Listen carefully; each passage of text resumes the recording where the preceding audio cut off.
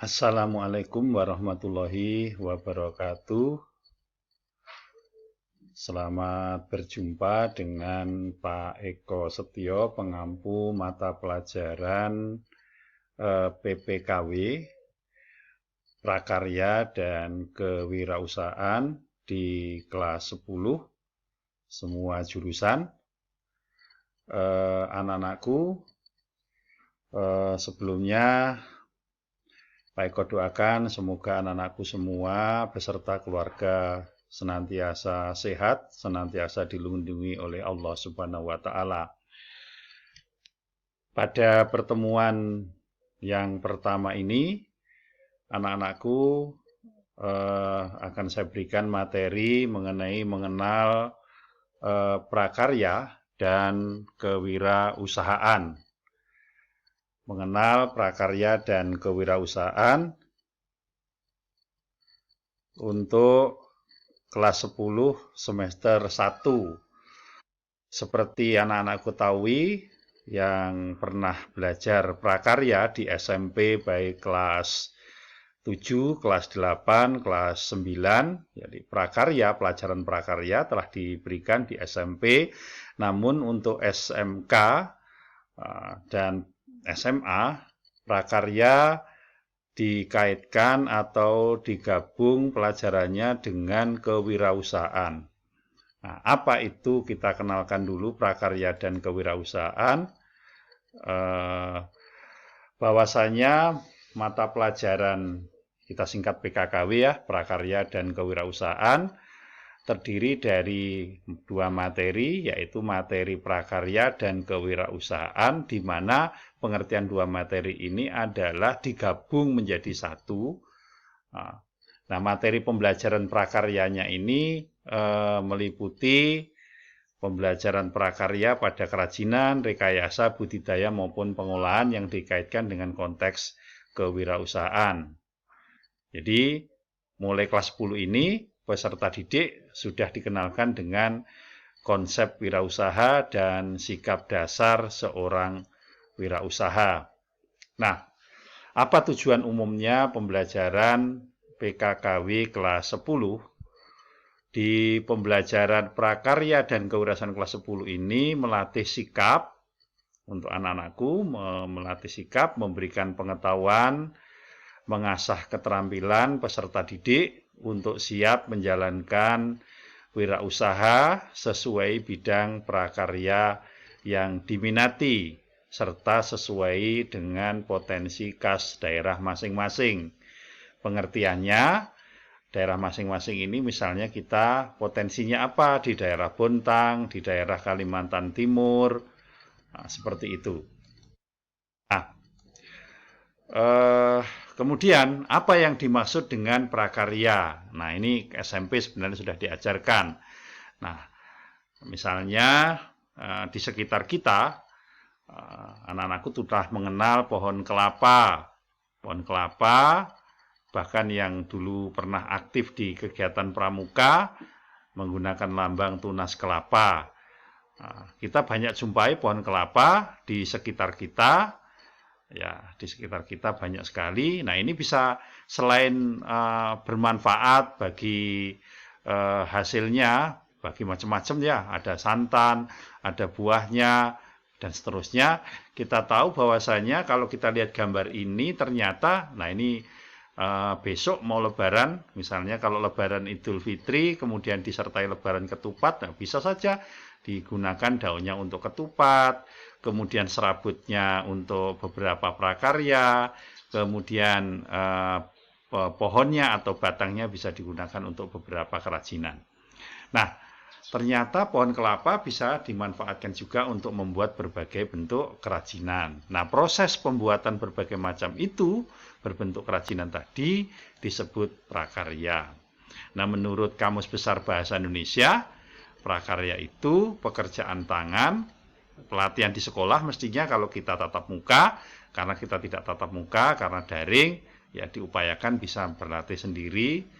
Nah, menjahit dan bertukang ini merupakan mata pelajaran di sekolah. Ini menurut Kamus Besar Bahasa Indonesia.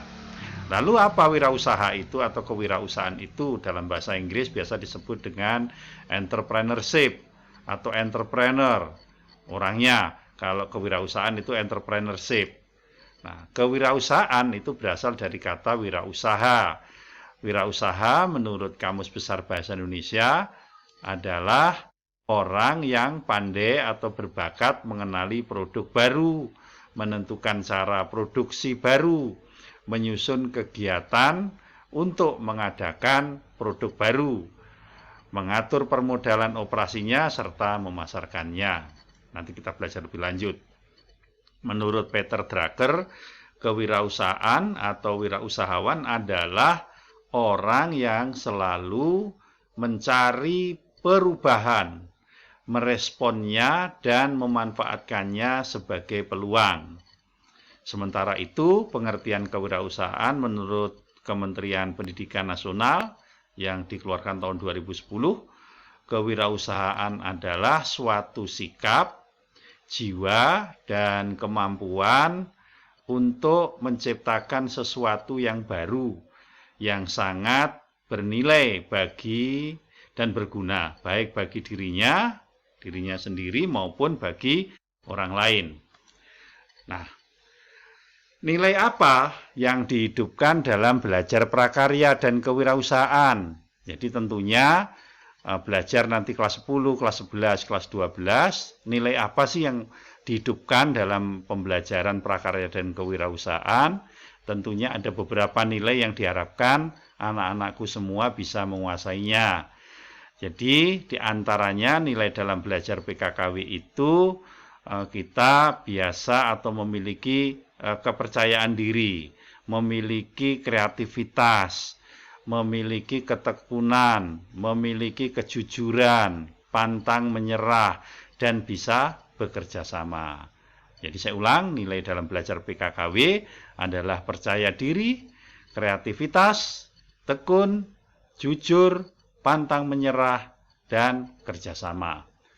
Nah, dalam semester 1 ini, kelas 10 semester 1, beberapa bab yang akan kita bahas dengan topik yang sudah saya sampaikan tadi.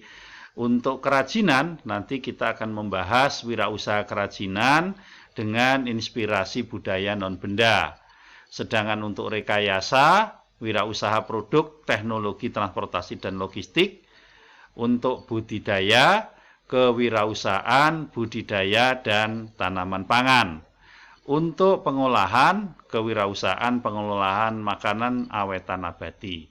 Inilah materi pokok PKKW kelas 10 semester 1. Nah, untuk memberikan gambaran bagaimana yang tadi saya sampaikan nilai-nilai belajar PKKW ini, saya harapkan anakku bisa melihat tayangan di YouTube, di mana ini linknya ya, tentang History of Pocari Sweat. Mungkin anakku, apa ini Pocari Sweat? Nanti bisa dilihat. Minuman produsen utamanya berasal dari Jepang. Dengan harapan Anda melihat ini, tayangannya sekitar 34 menit. Nanti bisa dilihat dulu. Nah, nanti dari situ setelah tayangan selesai atau dalam proses itu Anda catat hal-hal yang penting, khususnya tentang bagaimana seorang wirausaha itu harus memiliki sikap atau ciri-ciri atau kemampuan supaya dia berhasil dalam menjalankan tujuannya. Nah, buatlah kesimpulan tentang tayangan itu. Nah, nanti tugasnya bisa difoto setelah ditulis, dikirim melalui WA Japri ke Pak Eko. Nah, kapan ini harus disimpulkan sampai selesai? Silahkan, ini saya kasih waktu selama 3 hari ke depan. 3 hari ke depan. Nanti setelah ini mungkin kalian bisa lihat, berpikir, kerjakan di malam, ditulis di kertas coretan begitu, nanti difoto, diserahkan atau dikirimkan ke Pak Eko. Ya, saya kira itu untuk pertemuan pertama kali ini. Terima kasih atas perhatiannya, tetap jaga protokol kesehatan. Mudah-mudahan Allah Subhanahu wa Ta'ala melindungi kita semua. Assalamualaikum warahmatullahi wabarakatuh.